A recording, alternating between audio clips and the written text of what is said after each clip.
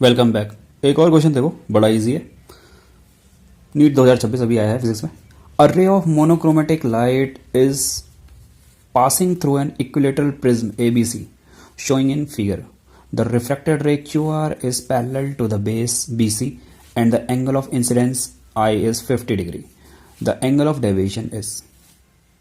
तो क्या है इस क्वेश्चन में? देखने में खाली ये बड़ा है, बाकी क्वेश्चन की लैंग्वेज से ये डायग्राम दिख रहा है, ठीक है। और है ये पूरा वही 10th क्लास का क्वेश्चन, सिंपल। बस आपको बेसिक नॉलेज होना चाहिए। ये एक इक्विलेटरल प्रिज्म है। इक्विलेटरल मतलब हो गया कि इसका हर एक एंगल 60 होगा, यानी वाला एंगल भी 60 होगा। यहाँ से लाइट इंसिडेंट हुई है। इंसिडेंट लाइट में नॉर्मल के साथ जो एंगल होता है उसे बोलते हैं angle of incidence.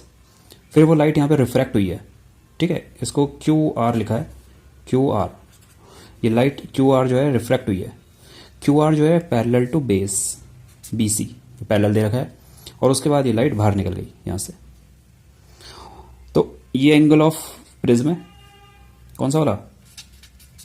A angle of prism है। इसको रिफ्रैक्टिंग एंगल भी बोलते हैं।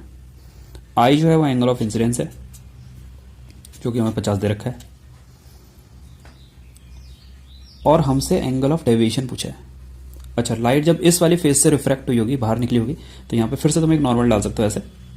और ये रिफ्रैक्टेड रे का जो एंगल होता है यहाँ पे नॉर्मल के साथ, वो एंगल ऑफ एमर्जेंस कहलाता है, ठीक है।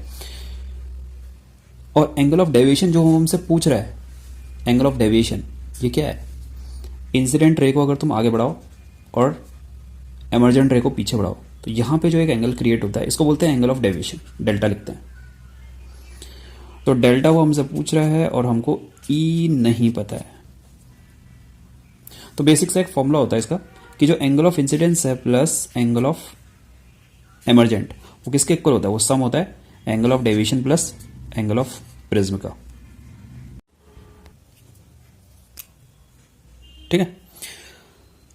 क्या क्या चीजें हमको इसमें पता है? आई पता है क्या? आई पता है, आई 50 दे रखा है, ठीक है। ई पता है, ई नहीं पता। डेल्टा पता है, ये तो खैर निकालना ही है हमको, एंगल ऑफ डेविएशन। और ए पता है, ए हमको दे रखा है 60, क्योंकि इक्विलेटरल प्रिज्म है।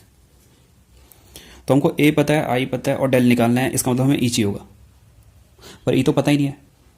तो क्वेश्चन को एक बार ध्यान से पढ़ो। A ray of monochromatic light of is passing through an equilateral prism, ठीक है, is shown in the figure. Is the ray refracted ray Q R is parallel to the base. ये जो लाइन लिखी है ना, parallel to the base, parallel to the base यहीं पे hint छुपा है। तो पैरेलल टू बेस का मतलब होगा कि ये जो है लाइन जो है वो सीधे सीधे पैरेलल गई है इस बेस के। इसका क्या मतलब है? इस बात का मतलब ये है कि डेविएशन जो है इतना ज़्यादा नहीं हुआ है, मतलब रे ऑफ लाइट ज़्यादा मुड़ी नहीं है, पैरेलल हो गई है बस बेस के, ज़्यादा नहीं मुड़ पाई।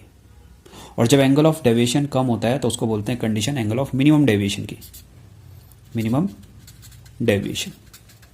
और मिनिमम डेविएशन जब भी होता है तो आई और ई बराबर हो जाते हैं, ठीक है। एक और चीज़ भी होती है यहाँ पे कि R1 और R2 एंगल भी होते हैं यहाँ पे, R1 और R2 ये दोनों भी बराबर हो जाते हैं। लेकिन फिलहाल इस क्वेश्चन में हमें R1 R2 की जरूरत नहीं है, हमें इसी से काम चल जाएगा। बस अब तो कुछ भी नहीं है, यानी कि जो आई है वो ई है और आई तो 60 है, आई तो 50 है, तो ई भी क्या होगा? 50। बस वैल्यू रखे और आंसर ये कितना है? 50 plus 50 is equal to del plus, ठीक है। तो डेल्टा कितना आ जाएगा? 100 माइनस 60 यानी कि 40। Option number A. तो बस की पॉइंट पकड़ना होता है, बाकी क्वेश्चन में कुछ नहीं है, ठीक है। तो बेसिक नॉलेज आपको होनी चाहिए। Okay, thank you.